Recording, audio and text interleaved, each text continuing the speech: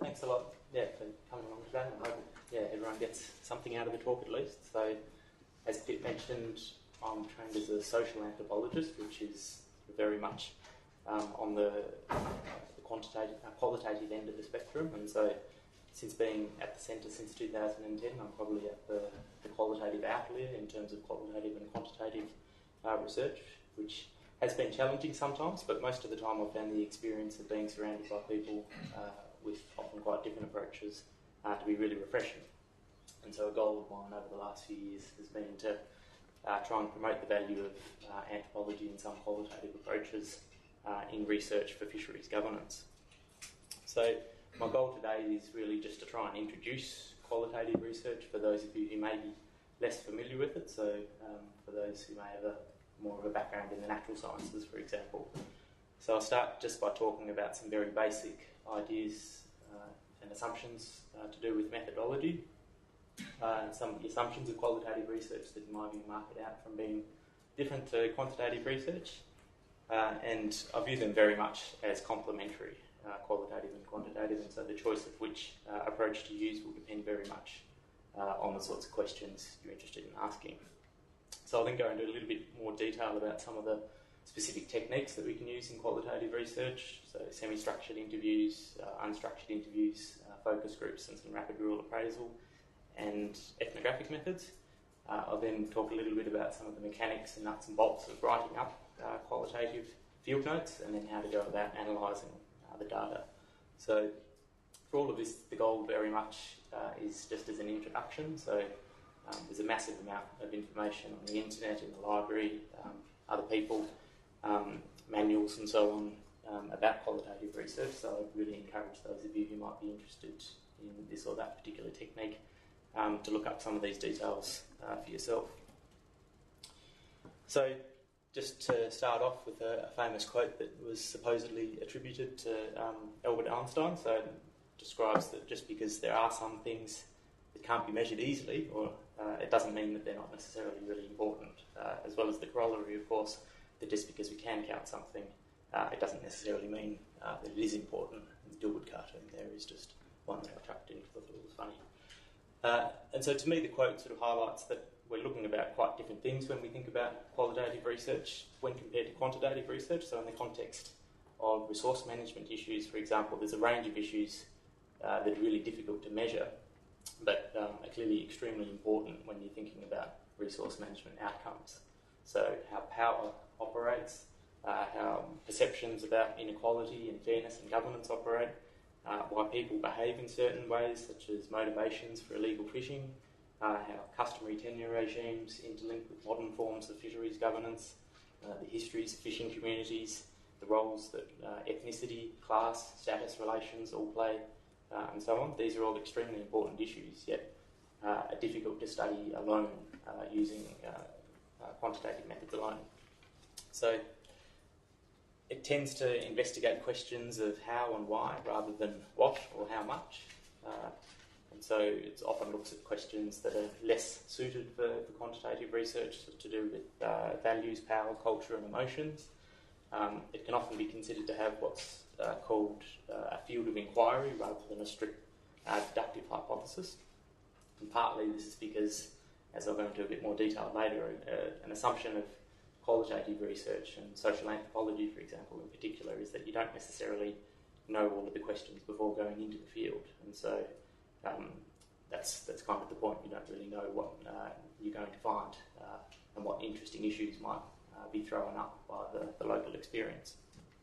The issue of human agency, the idea basically is that humans are self-conscious beings with the ability to change what they do depending on their experiences and their ideas, and so there's no laws of human action, so to speak, and so it sort of highlights the importance of context and always understanding the context.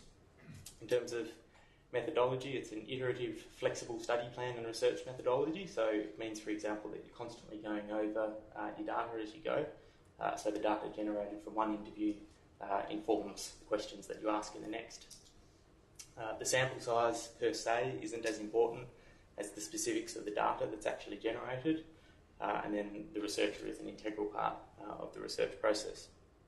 So again, just in the table here that I took off the internet, this was just some basic contrasts with quantitative research. Again, there's obviously blurring and overlap, and it's not meant to be. I really don't want to make it too much of a dichotomy and strict distinction between the two. But these are just some broad ways that I think might help introduce the different concepts. So the main elements, often numbers, formulas, calculations in quantitative research, whereas qualitative methods, you're often talking about words, feelings, emotions, sounds, vision, texts. The approach, deductive approaches versus what are often inductive approaches. Research procedures tend to be more standardised using quantitative methods, whereas qualitative methods, it's a lot harder to replicate the research procedures. Presentations, you often find a lot more tables, graphs, charts and statistics and PowerPoint in quantitative publications or presentations like this one, for example, whereas a lot of qualitative research gets presented in the form of text, and so it's not unusual to go to anthropology conferences, for example, and you get people reading the entire paper, and that's partly because the data and the value is in the language itself. Surveys versus interviews, focus groups, again, these are a bit, people obviously use both, but these are general tendencies and the size of the sample. Often you're looking for larger samples in quantitative research, whereas qualitative research often tends to be smaller sample sizes. So I'll move to talk about a couple of the most common techniques in qualitative research, and so that's unstructured and semi-structured interview. Obviously, again, the lines between the two blur quite a bit, but basically unstructured interviewing can be as casual as having a conversation at the local fish market, or it can encompass a long conversation at somebody's house talking about a whole range of different topics. And so these can be quite useful when you have a lot of time, or when you're doing explanatory or scoping research, for example, trying to find out some of the basic characteristics of the community. Or you may have a loose set of topics that you want to know something about, for example, patterns of customary marine tenure, or what types of fishing take place in the community. These interviews can be useful because they produce a lot of information that you may not necessarily have thought of before, and so you can find out all sorts of unexpected things that you wouldn't necessarily find out using more structured methods. By their nature, though, they tend to produce a lot more data, and so that can mean more work later on, I guess. Semi-structured interviews tend to use an interview guide, and so where you have a list of specific questions that you want to ask. There's still plenty of room, though, to follow up on interesting issues that you might find, and so these sorts of interviews, when you may have maybe better when you have a specific set of questions that you want to look at, but when you still want open-ended responses and the ability to follow up on interesting things that might come up during the interview. By the way, though, there's some little tips and techniques that can be quite useful for both of them. So first is the Human Ethics Committee here at JCU will no doubt make you very aware if you do the human ethics, if you do human research. You'll need to make sure you've got free, prior and informed consent, and need to make sure you have permission for recording and or taking notes. And this is linked to the need for what's called rapport in the jargon, so basically getting along with your interviewee, so making them feel comfortable, making them feel relaxed and willing to talk to you. This is something that some people are obviously going to be naturally better at than other people to start with, but gets a lot better with practice, obviously.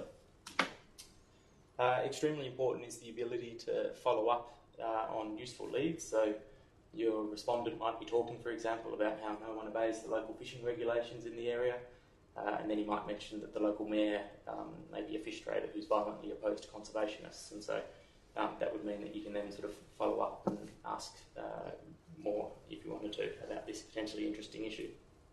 And so that's one reason also why it's sometimes more difficult with these sorts of interviews to sort of outsource the work. So with large surveys, it's possible to train up local research assistants, local interviewers to learn how to do structured surveys, and it's usually quite straightforward to train them up and they can go off and do it. But with some of this sort of interviewing, it's important to have someone who's got a really solid understanding of the conceptual goals of the entire project, and so that at a moment's notice they can go down a different conceptual route if need be. Probing is really important for unstructured and semi-structured interviews, and so basically getting the interviewee to talk more. So there's a range of different types of probes, so you can just do the silent probe, so basically forcing the interviewee to talk more. You can do the echo probe, basically repeating what the interviewee just last said, their last sentence, or the so-called tell me more probe, so can you tell me about that in a little bit more detail? And so you need to vary which ones you use, obviously, because you come off as a bit of an idiot if you keep on repeating their last sentence. But just little things like nodding, maintaining eye contact are also really, really important in making the interviewee feel that they're being treated with respect and that you're actually genuinely interested in what they have to say. One specific type of interview I thought I'd mention that could be really useful is what's known as a life history. So it's basically, as the name suggests, a mini biography of someone. So you go through from what their parents did through their childhood, their different types of work, their experiences with family and so on. And this, you try and identify important patterns, themes or values in their life that may crop up again and again. So it can be quite useful if you're looking at the historical background of a community, for example, a fishing community full of migrants, perhaps, and what their different backgrounds might be before coming to and then integrating into the community. A really important thing to note about doing lots of interviews, especially when they're on a similar topic, is that they can get extremely boring after a while for the interviewer. And so it's really recommended that you don't try and schedule all of your interviews to occur one after the other. And so apart from being really boring, it can actually really affect your productivity. And so there's been quite a few studies that have really definitively shown that, for example, the length of the interview declines the more the interviewer does during the day.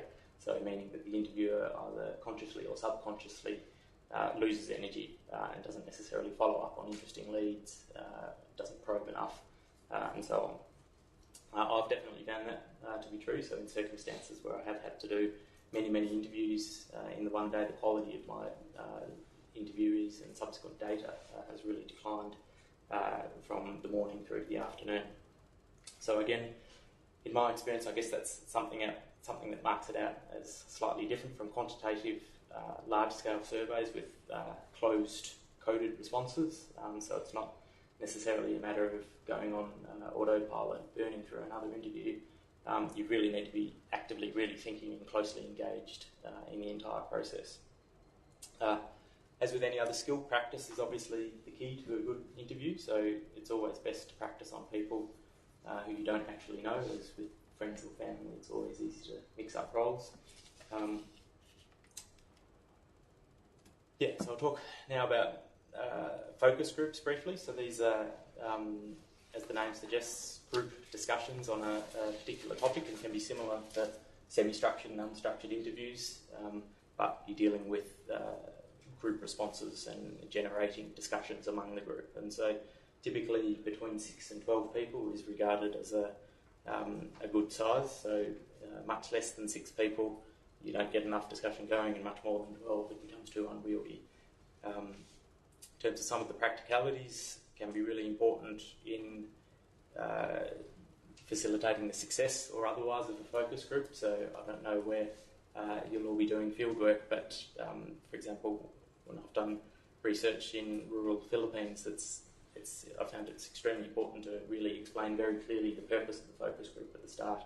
Often try and get a local person to help introduce you and explain what you're trying to do as well. Just to note a few of the potential dangers or things that can go wrong with focus groups. The main thing is the dangers of dominant voices. So I'm sure you've probably been in tutorials during undergrad, for example, where you may have had one student who's managed to dominate the discussion, and it really affects the entire dynamic. And so the role of a good facilitator is to try and not let that happen in a respectful way, and to try and draw out the people who may not otherwise be participating as much. So there's ways of doing that. So limiting numbers is one way. You may want to separate particular groups that may potentially be in conflict with each other, or may be afraid to speak out in front of the other group. So men and women, or Indigenous and migrant, or older and younger, for example, are different ways you can create different groups. People who know each other really well, it tends to inhibit expression, so it can be good sometimes if you can get people who don't necessarily know each other really well, but that's obviously can be tricky sometimes. And again, confident facilitation is really important, and so and actively managing the focus group is a really important part of it. So steering the conversation to what you want to find out, and drawing out the people who may not necessarily be easily participating in it. So rapid rural appraisal techniques, I'll talk briefly now. So these are a bunch of sort of loosely related techniques that became popular in the 1980s and 1990s with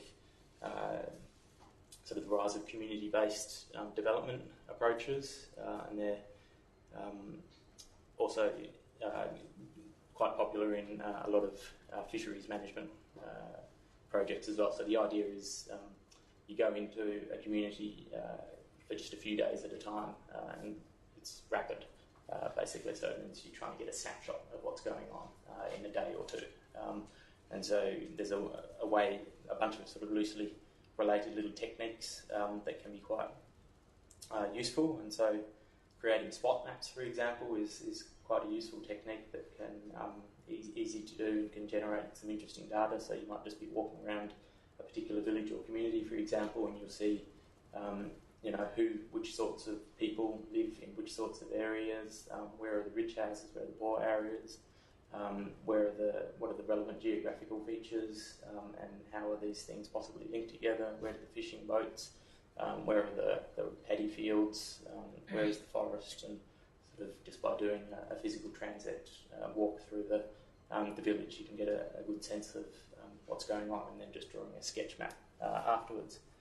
Historical timelines is a useful tool, obviously, if you're interested in the historical context to something. So this is just an example I've generated that based very loosely on some of the research I've been doing in Philippines. So you sort of go through decade by decade, and you can look at different land use patterns as it may have changed and intensified from the 1960s through to now, the introduction of different fishing techniques one by one, and then you can link that to changes in society, such as migration, for example. So you can see when different groups of people first started arriving, and then you can make other things like governance, for example, and changes in laws and relevant regulations, and then you can try and explore how these things are linked. And so that's just basically it's a useful visual technique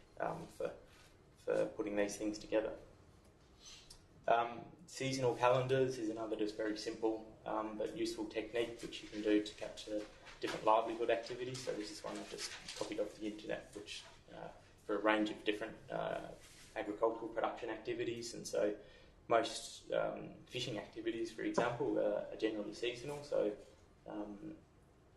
if you ask a fisher what sort of fishing do you do, well, then you end up into this complicated discussion of, well, when you're talking about June or July or rainy season or the dry season and so on. And so this can be a useful technique of just really marking out what are the different livelihood activities that people engage in from through January to December, and how are these determined by weather patterns.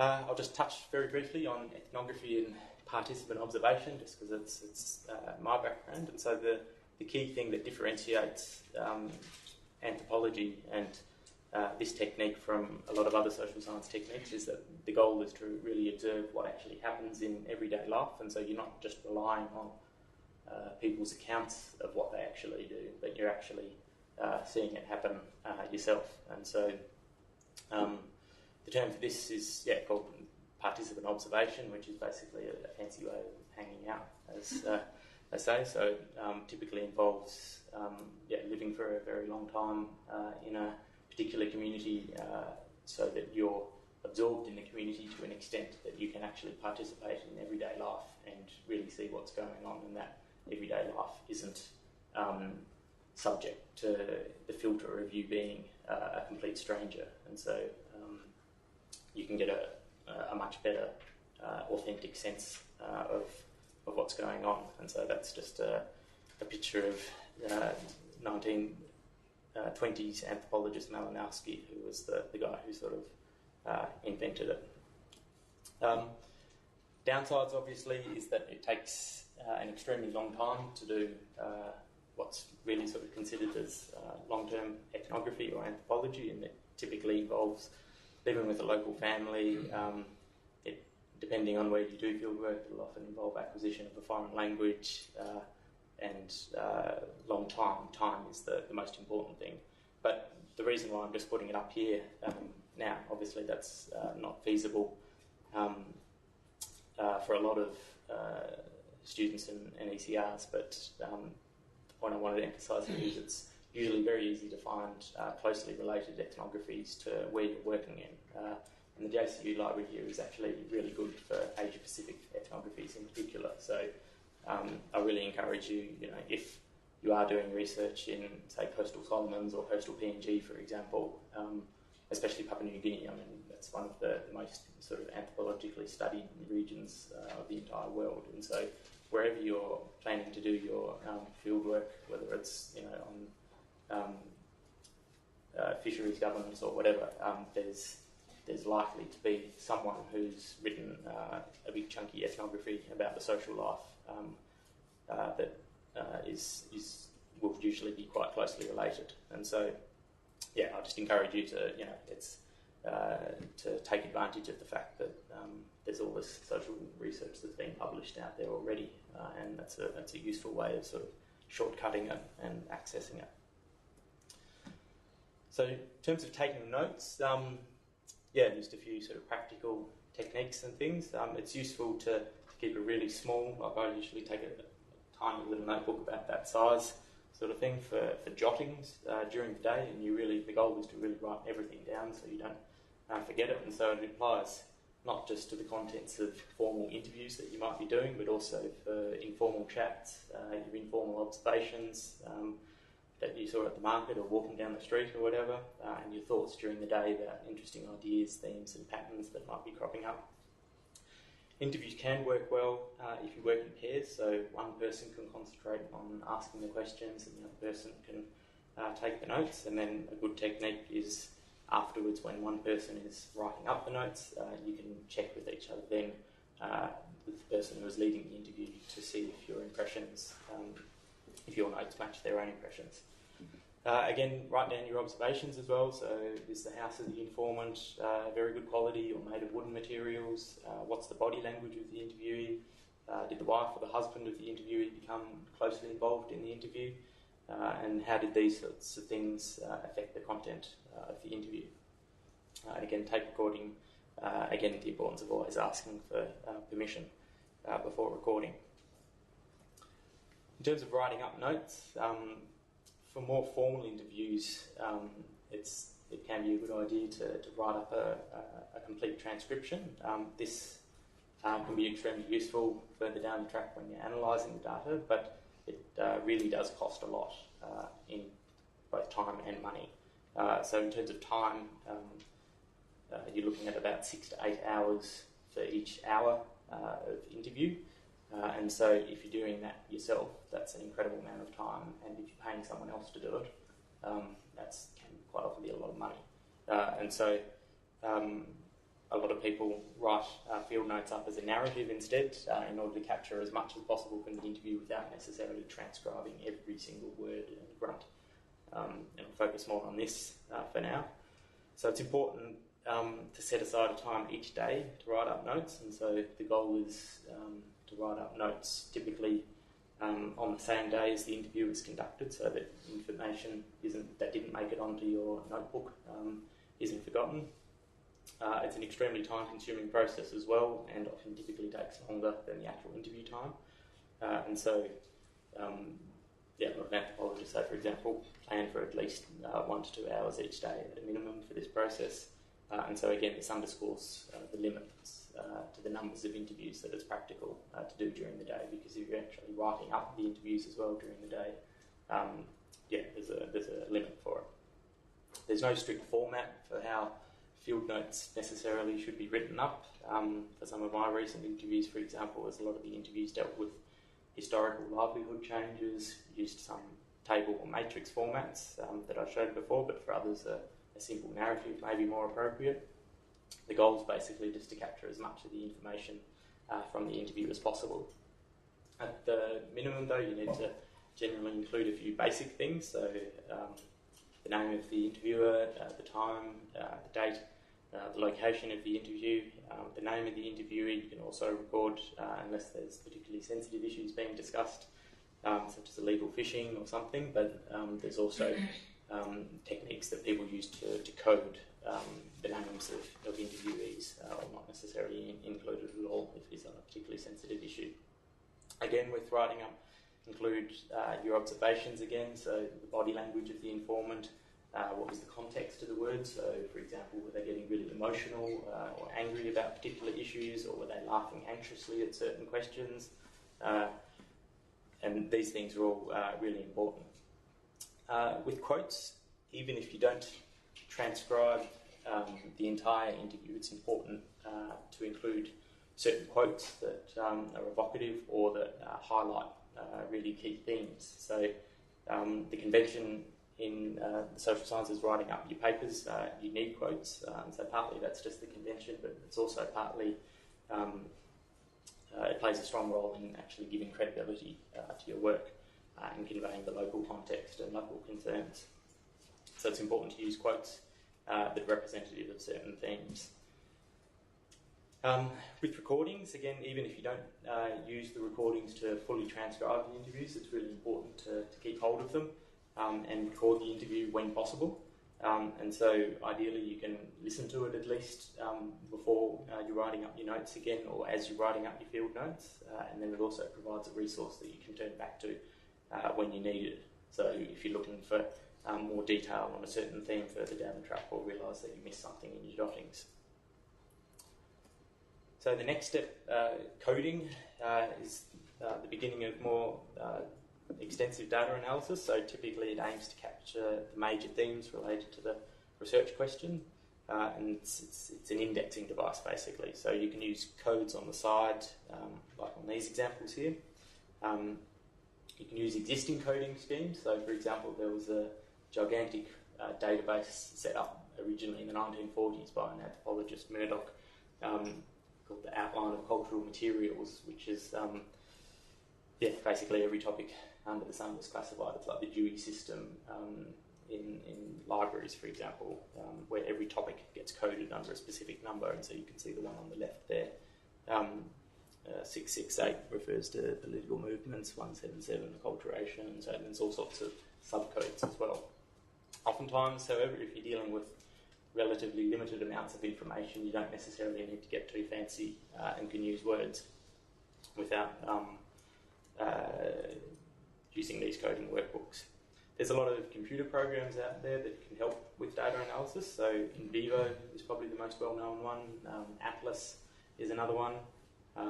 Some people swear by the use of these programs and say they make their life much easier, but others not so much. So it's worth trying and see if you find them useful.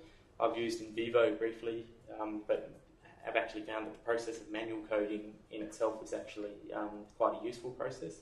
So it's important to stress that the use of a computer program doesn't actually take the place of having to use your brain to analyse the data, and the very process of manual coding itself helps with the analysis. So the next step can be identification of themes. So the basic goal here is to try and identify interesting things, themes, patterns and ideas that are going on. And so doing this can involve at first simply reading over and over again the field notes, You can print out your field notes with make a hard copy, use highlighter pens with different colours to highlight different themes, or you can play around with it on the computer and use highlight different chunks of text, or you can cut and paste sections of text under certain headings in a new document and play around with it. For example, you collect all the text related to the code of poverty, and then you can be more specific and subdivide all the text related to the subcode of not enough to eat, for example.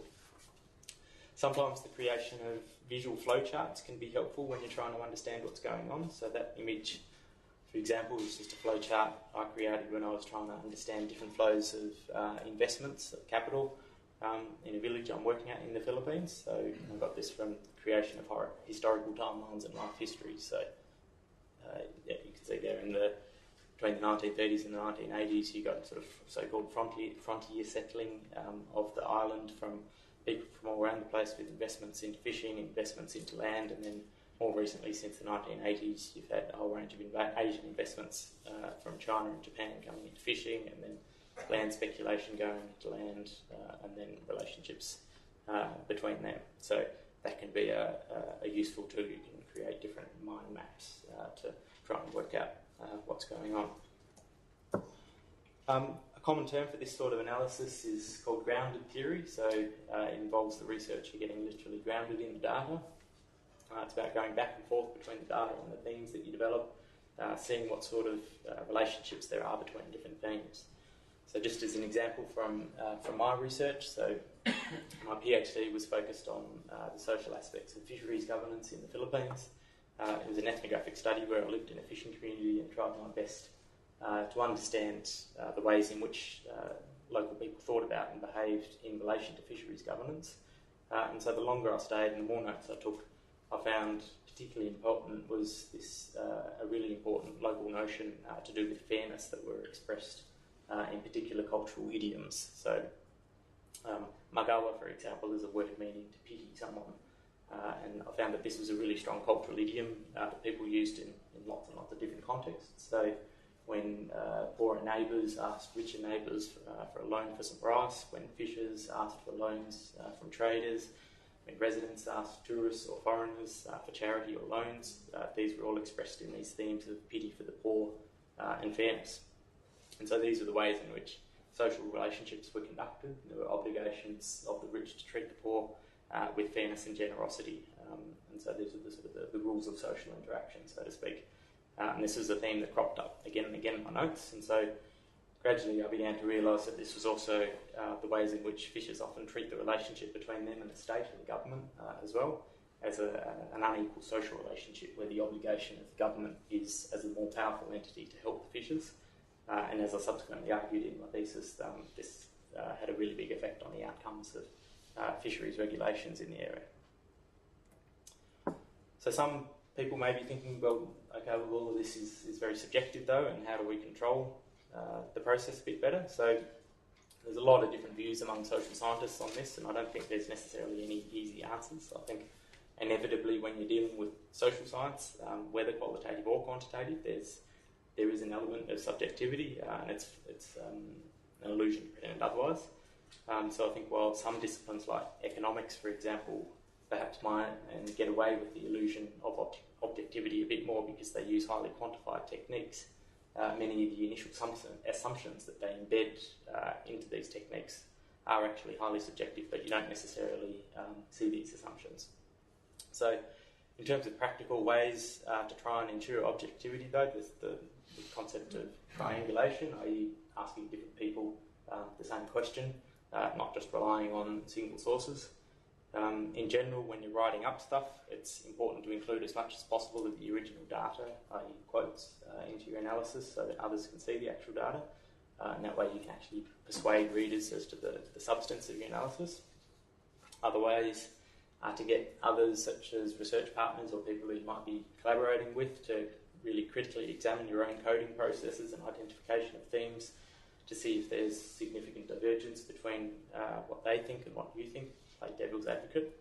And just broadly, I mean, qualitative scientists often talk about different criteria than validity and reliability. So instead of validity and reliability, you often You might hear people talk about credibility, so how believable is it, how credible is it to other people, transferability, so how, to what extent are the results likely to apply to a different setting, and dependability, so it's impossible to truly replicate qualitative interviews, for example, but this refers to what extent are changes in the research context, such as seasonality, accounted for. Overall, I'd say yes, it's certainly possible and easy to manipulate data, but it's obviously considered unethical. And there have been cases where anthropologists, for example, have been caught out, just as in the quantitative sciences. I think it was just last year at UQ, where there was a couple of prominent medical scientists who were found to have falsified quite a bit of their research. So just very, very briefly to talk about an example of qualitative research and how this can work in fisheries governance, for example. This is just a paper I published with Magna Knudsen and Shio Segi, other anthropologists working in the Philippines at the same time as me. We focused on just the concept of social complexity and the implications of social complexity as, for coastal resource management projects across the Philippines. So a key thing that we became a little bit frustrated in the existing literature on a lot of fisheries governance in the Philippines was that fishes tend to get classified as just fishes, basically, and there was very little attention to pay to any other sorts of aspects of their lives. But of course, fishes are differentiated by a range of different factors such as age, gender, religion, class, status, gear types, and importantly, the level of actual interest or economic investment they may have in fishing. So they may be a fisher for a few months of the year, but for 9 months of the year they may be a farmer or a migrant or a wage labourer somewhere else, for example. And we were arguing that this has extremely important implications. And so if you get a better understanding of some of these sorts of issues and how they operate, you can have a better understanding of how to design coastal resource management projects and the potential impacts and benefits or consequences of these projects. So we had 3 case studies. So one in Palawan, basically looking at illegal fishing activities using cyanide and fishing within marine protected areas, and I was trying to understand who was involved in these illegal fishing activities and why, and found that it was very much to do with young men filled with testosterone, basically. So it was about young blokes wanting to impress women and quite possibly leave the fishery. And so these men were not thinking about, okay, I want to be a fisher for the rest of my life and stay in the fishery and manage them sustainably. I want to get rich quick, I want to get myself a lady, and I want to move out of fishing and go to town, sort of thing. And so they were very powerful motivations to get involved in illegal fishing. And so I was arguing that, okay, if you know who's involved in illegal fishing, then that potentially provides an avenue in which you can address it better. Negros Oriental in another province, this was looking at the impact of a coastal resource management project, and I've got the recent migrants shafted by CRM project, long-term settlers benefited. And so basically this was a really powerful political division in the community between people who had lived there for a long time and were able to monopolise most of the political positions and informal positions of authority in the community, and were able to ensure that the benefits of the coastal resource management project basically went to their parts of the community, whereas recent migrants who didn't have as powerful social networks got impacted quite hard. So, for example, when it came to enforcement for the marine protected area that was implemented, long-term settlers, families and associates of the long-term settlers didn't tend to get sanctioned against, whereas the more recent settlers got the full force of the law. Again, a similar example in Cebu province, where this was to do with the location of the marine protected area, where again the hook and line fishers and net fishers had different levels of power within the community, and so the marine protected area had a large negative impact on certain groups of people and not so much on others. So again, just the broader implications for coastal resource management was that different groups understand and approach fishing or resource use in very different ways, and so the example with young men thinking about fishing in quite different ways to other types of fishers, and so this has implications for initial project planning. Different groups are able to participate in project implementation in different ways, and so this goes to how you're able to ensure the participation of vulnerable and marginalised groups, and then the impacts and the negative consequences or the burdens of conservation that someone has to shoulder tend to get unequally distributed among different groups. And so subsequently argued that the planning, the implementation and the understanding of the impacts needed to take into account social complexity. So that's just one example of how I think qualitative research can be useful. And so just some references there that I've put up which are particularly useful, I think. So the one at the top is basically the Bible or the most popular anthropology methods manual, Russell Bernard. So it's a big thick book full of qualitative and quantitative approaches, and that's it's well written and got a lot of useful techniques. The next one by Mike Pedo, written when he was at World Fish Centre, or then called ICLAM, so that gives a lot of details about rapid rural appraisal techniques, and then the article I just mentioned there. And for any of these, including the books, you can email me and I'll happily send you a PDF of those. And that's it. Okay.